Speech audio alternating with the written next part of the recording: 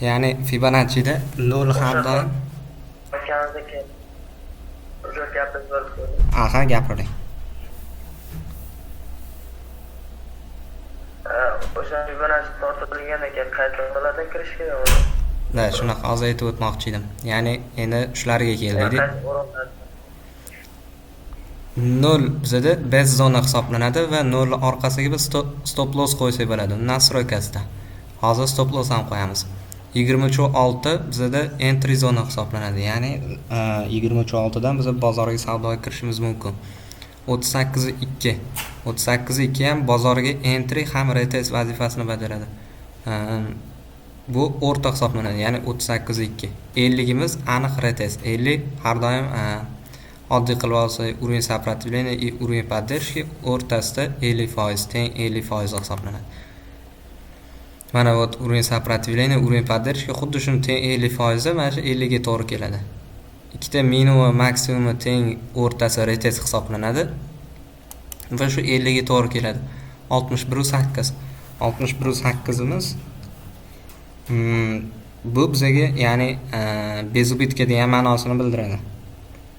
61.8 ya'ni 61.8 yorib o'tib ketgandan keyin qaytib keladigan bo'lsa ham 61.8 ga retest beradi. Ya'ni misol uchun 100 ni yorib o'tib ketadi. 100 ni yorgandan keyin 61.8 ga retestga keladi yoki 50 ga. 100 bizda take profit hisoblanadi. Take profit o'zi take profit 161.8, take profit 261.8.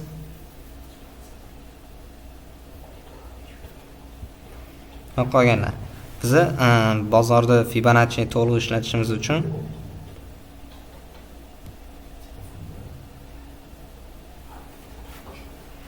o'zimizni уровеньlarimizni qo'yib olishimiz kerak.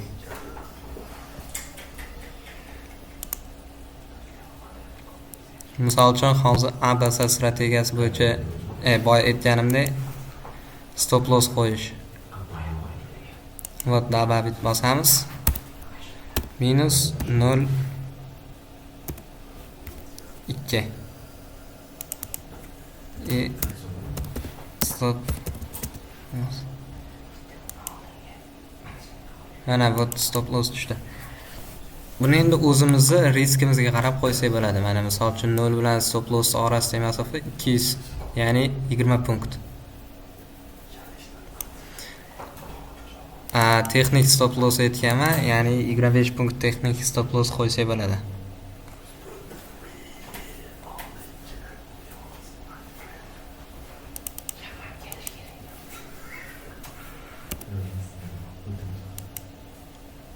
Bu texnik stop lossimiz. Endi Fibonacci ishlatish bo'yicha ko'rib chiqamiz. Bizga eng yaqin minimum va maksimumlar kerak bo'ladi uning uchun. Ya'ni mana misol uchun mana bitta biz qanaqadir analiz o'ylab topdik va o'sha analiz bo'yicha bagga kirmoqchimiz yoki вот mana bitta selga.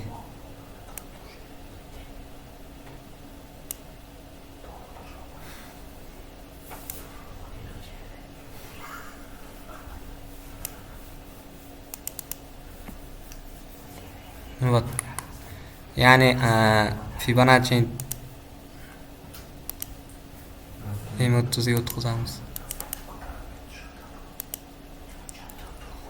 Eng yaqin maksimum va eng yaqin minimum. Bu tushdi. A, B, C bo'ladi va take profitlarimiz ham ishlagan. Ya'ni 161.8 take profit 1, 261.8 take profit 2. Va prema shpilkasiga to'g'ri kelgan. Stop lossimiz texnik stop loss. Ya'ni biz bozorga 23.6 dan kiradi. Ya'ni qachon savdoga kiriladi? Вот hozir uni ko'rsatib o'taman.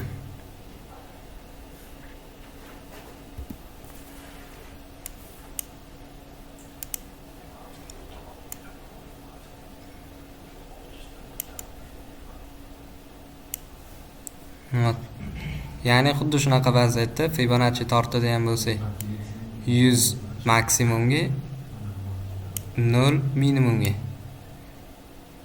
Bu yerda o'zimiz strategiyamiz bor va bu qanaqadir urovingdan qaytgan bu ham. Bu ham qanaqadir urovingdan qaytgan. va qanaqadir trend liniyamiz bor. Trend liniyani retestiga to'g'ri kelyapti. Biza Fibonacci urg'uylarni tortamiz. Shunda narx kelib 23.6 ga tegadi. Retest beradi. Yorib o'tib 61.8 ga retest berib narx keyin ketadi. Примерно bu endi standart ko'rinishini ko'rsatib o'taman. Ya'ni trend liniya bilan ishlaydigan bo'lsa 23.6-38.2 ga retestiga, ya'ni entry zonaga kirib qoladi.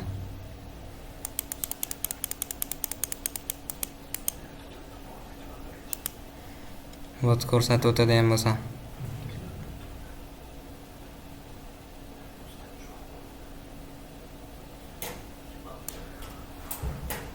Narx bayga qarab keldi, seliga tushdi. Вот biz ya'ni xuddi shu joyga kelgan payt Fibonacci urg'uyini tortamiz. Fibonacci'ni tortganimizdan keyin narx bayga qarab chiqdi. Вот bitta switchning o'zi seliga qarab tushgan. 38.2 ga yetadi yetmas. Lekin 50 retest. Ya'ni shu joyda biz endi bu yoqqa switchni analiz qilamiz. Switchni analiz bo'yicha savdoga kiriladi. Narx chiqib ketgan. Aytganimdek 61.8 ga yorgandan keyin bar retestga qaytib keladi 50 ga. 100 ga yorgandan keyin yo to'xtalish bo'ladi yoki shu bo'yi ketadi bayga qarab. Endi xuddi shu vaziyatda line chartda tortib ko'ramiz.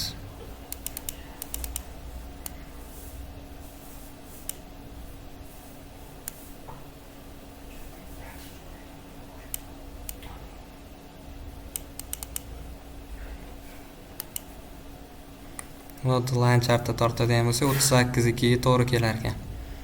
161.8 ham to'g'ri kelgan, 261.8 ham. 423.6 maksimum yorishga to'g'ri kelar ekan. Lekin qaysi birida bizga возможно yordam beradigan bo'lsa, o'shanisida ishlab ko'rsak bo'ladi. Yana bitta misol keltirib o'taman hozir.